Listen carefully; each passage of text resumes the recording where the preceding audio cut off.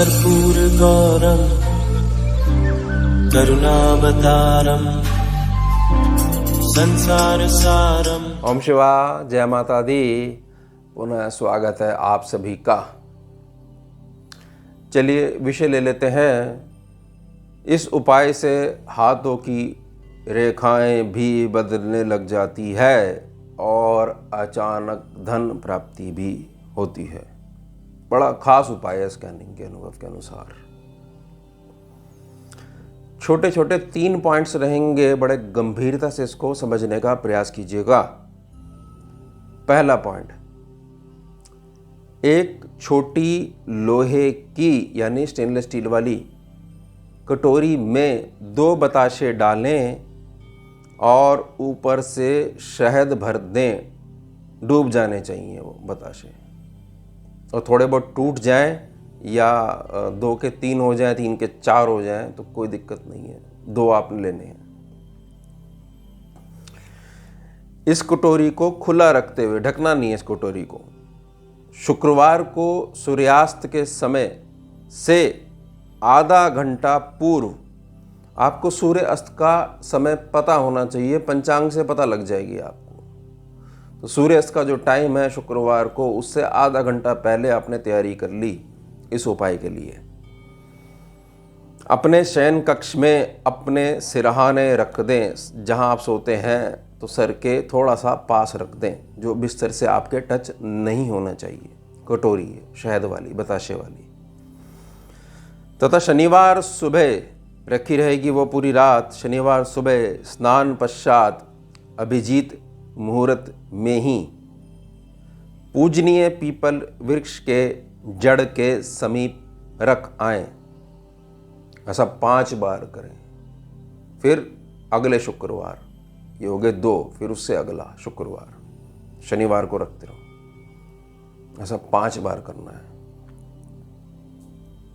बुधवार को छोड़कर रोज 12 से 1 बजे के बीच में अभिजीत मुहूर्त होता है। बहुत उत्तम मुहूर्त होता है। और मेरी प्रार्थना है इसमें पूजनीय पीपल वृक्ष, जहां पर लोग आते हो और पूजन होता हो। ऐसे नहीं कि रोड के साइड में कोई भी पीपल का वृक्ष है वहां आप रखा होगे ना, नहीं चलेगा। ये पूजा होती रहनी चाहिए, वहां पर लोग आते रहने चाहिए। और जिस समय आप जाओगे उस समय कोई देखेगा भी नहीं आपको। अब खुली कटोरी कैसे लेके जाओगे? एल्युमिनियम फॉयल लगा लेना उसके ऊपर, ठीक है। खुली कटोरी है ना, बर्तन तो बदलना नहीं है और कटोरी वहीं पे छोड़ के आनी है आपने, तो एल्युमिनियम फॉयल लगा लीजिएगा उसके ऊपर। थोड़ी मोटी करके लगा दीजिएगा, ज़्यादा लगा दीजिएगा, छलकेगा नहीं। और शायद वैसे भी और ज़्यादा गाढ़ा हो जाएगा, बताशे जो है लगभग लगभग घुल जाएंगे उसमें। अब दूसरा पॉइंट समझिए। एक लाल धागे में राम नाम का मानसिक जाप करते हुए 108 लौंग के दानों की माला बनाकर लाल धागे में जोड़ते रहना, उसमें गांठ लगाते रहना। माला आपकी तैयार होनी शुरू हो जाएगी। अपनी सुविधा अनुसार किसी भी मंगलवार के दिन किसी भी समय केवल सिंदूर वाले श्री हनुमान जी की मूर्ति को पहना कर आ जाओ किसी भी समय। और जो भी आपको सुविधा हो कि भाई मेरे को यही मंगलवार के दिन समय है, या ऐसा समझ लीजिए कि इसी दिन प्रभु की इच्छा है। और देसी गुड़ प्लस भुना चना, ये भी अपनी श्रद्धा के अनुसार जितना समझ में आए, भी एक लाल पोटली में बांधकर अर्पण कराएं। लाल पोटली में बांध कर ले गए और अर्पण कराएं। ऐसा 5 बार करें। 5 मंगलवार करना है। एक मंगलवार शुरू कर दोगे तो बीच में गैप नहीं आना चाहिए। एक शुरू कर दिया तो अगले मंगलवार करना ही करना है। ऐसे लगातार 5 मंगलवार करना है आपने। अब ये हो गए 2 पॉइंट। इसमें तीसरा पॉइंट और है, वो थोड़ा सा मुश्किल है, लेकिन मैं आपको समझाने का पूरा प्रयास करूंगा कि थोड़ा सा आपके लिए आसान हो जाएगा। पहला आप उपाय समझ लीजिए। तीसरा पॉइंट है इसमें, अगर कौवे के पैरों की मिट्टी मिल जाए तो उसे लेकर एक पीली पोटली में बंद करके, एक पीला कपड़ा ले लो, उस मिट्टी को डाल दो और उसकी पोटली बना दो। ऊपर से काले कपड़े की एक और पोटली बांधकर, अब वो जो पीली पोटली है उसको काले कपड़े की पोटली में डाल दो। एक पोटली और बना दी, लेयर आ गई काले कपड़े की पोटली की।